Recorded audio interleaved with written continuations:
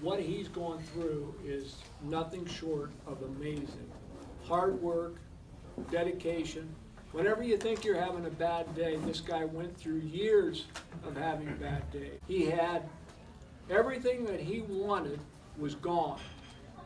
And he decided right here in his heart that it wasn't going to be over. And he fought and he fought and he fought and he overcame the odds. And anyone who saw the x-ray knew that, I mean, that bone was gone. And he's fought back from that.